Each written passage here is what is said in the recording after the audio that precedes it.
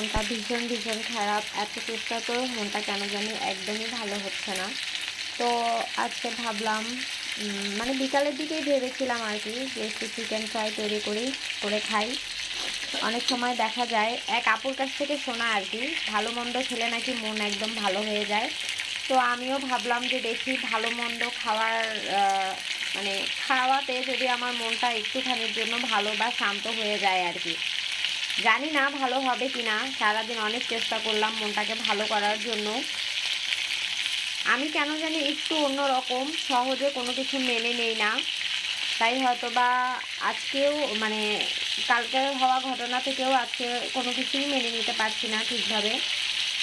এই জন্য অনেক বেশি আপসেট আমি।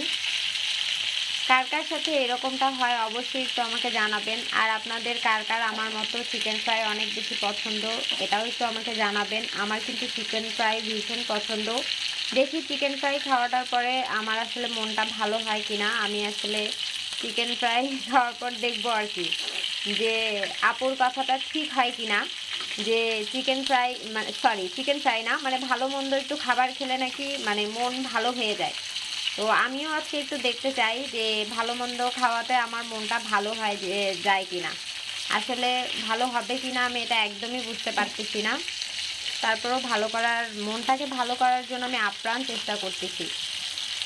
ভাবলাম যে একটু চিকেন ফ্রাই আর চা রান্না করে খাই, দেখি কি অবস্থা। আর সবার খাওয়া দাওয়া হয়েছে কিনা একটু জানাবেন।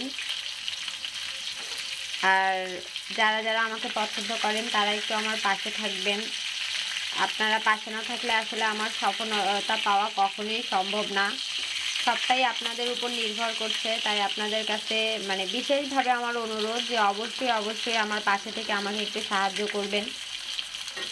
আমি আমি এবং আমার আল্লাহ তাআলা জানে, এবং আমার আশেপাশে যারা মানে থাকে এবং আমার সাথে যারা থাকে তারা অবশ্যই সবাই জানে যে আমি আমার এই পেজটাকে নিয়ে কী পরিমাণ পরিশ্রম আমি সবসময় করে থাকি।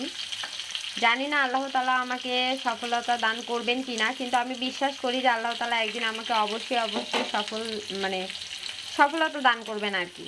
তো আপনাদের কাছেও সবার কাছে আমার দোয়া এবং চাওয়া, আপনারা সবাই আমার জন্য একটু দোয়া করবেন যেন সফলতা অর্জন করতে পারি এই প্ল্যাটফর্মটা থেকে। আমার খুব ইচ্ছা যে আমি নিজে থেকে কিছু একটা করব।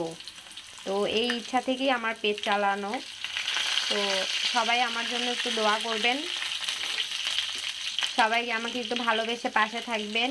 আমি জানি আপনারা আমাকে অনেক অনেক বেশি ভালোবাসেন, এটা আসলে বলার মতো কিছু নাই, তারপরেও বললাম আর কি।